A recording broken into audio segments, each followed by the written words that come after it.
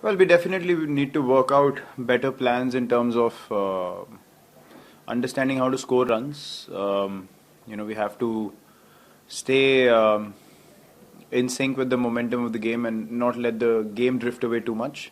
I don't think there's any technical difficulties as such, but I think it's more down to game awareness and being a little more brave in putting bowlers under pressure and not allowing them to bowl in similar areas for longer periods of time, unless it's absolutely overcast and the ball swinging all over the place like it did on day one.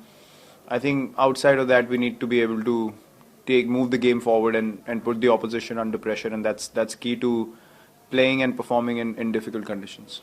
Well, look, Rishabh's definitely going to be a very expressive player whenever he gets an opportunity. Whenever there is a situation that needs to be understood, I think he assesses it really well.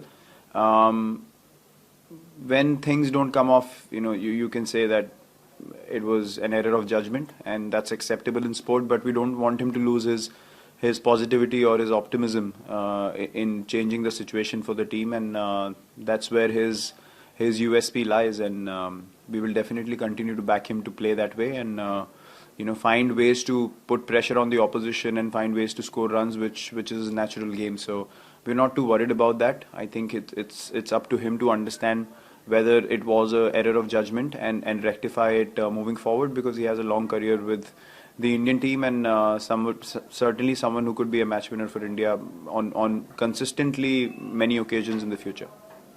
I don't need to give any suggestions. I think we are collectively trying to put enough runs on the board as a batting unit, and as I said, the mindset has to be to score runs and find ways to score runs.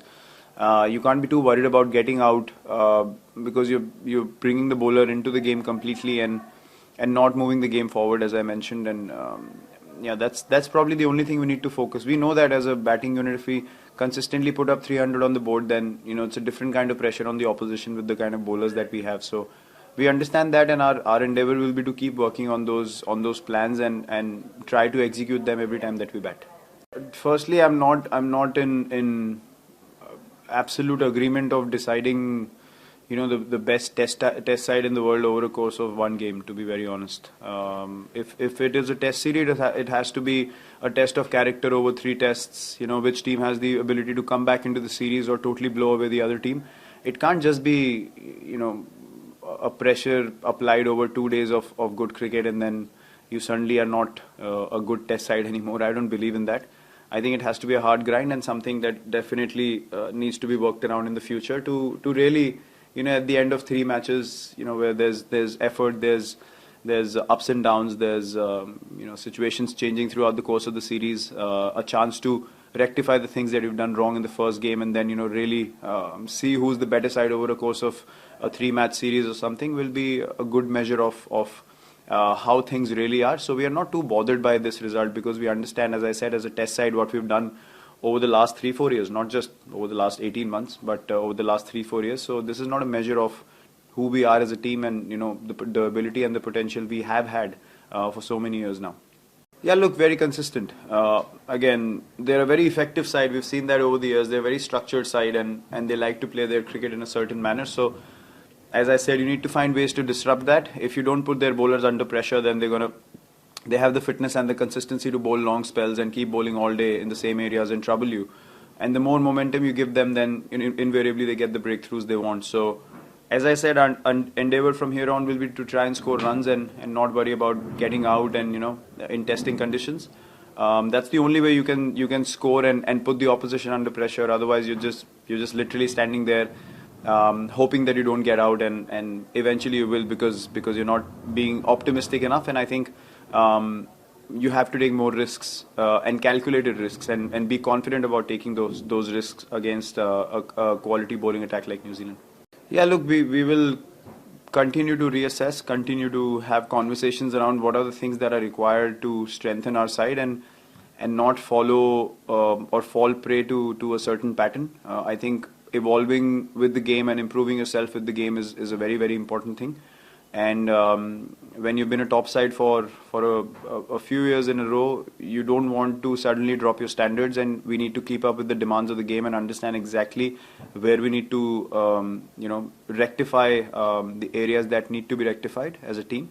And move in the right direction, and we will certainly take those decisions and have those conversations in the near future. It's not something that we will wait for a year or so, because as I said, you have to plan ahead. If you see our white ball team now as well, we got great depth, and guys are ready, and guys are confident about their skills. So I think the same thing has to be done with Test cricket as well. You have to reassess, you have to replan, and understand what dynamics work for the team and how we can be fearless and bring in the right people who have the right mindset to perform. Well, he's a very good bowler, similar to many that I've faced in my career so far. His height, I think, gives him an added advantage. I truly believe that we did not put him under enough pressure. We allowed him to bowl in similar areas for long periods of time, and probably didn't work out the areas that we could score against him. And that was probably down to his consistency as well. For a tall guy like that to not miss his length so often is a great quality, and his consistency is what made it very difficult for all of us.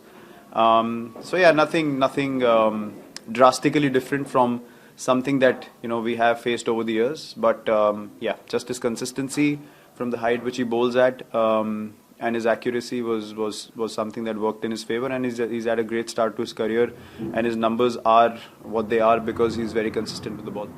Absolutely. I mean, if you saw the way the game went, with whatever time we got on the field as well, why wouldn't you want to see two more tests of the same teams battling it out and eventually being the worthy winners of the World Test Championship? And I think historically all the great series that you've seen in Test cricket, you remember them over a period of 3 matches or 5 matches perhaps, with two teams going against each other, and then those series become memorable. So I think this definitely has to be brought in. I mean, I'm not saying this because we're not on the winning side, but just for Test cricket and for this saga to be absolutely memorable, I think it has to happen over a period of 3 games minimum. So that you have a series to remember, because there are going to be ups and downs through and through with two quality sides going at each other, knowing that there's so much on the line.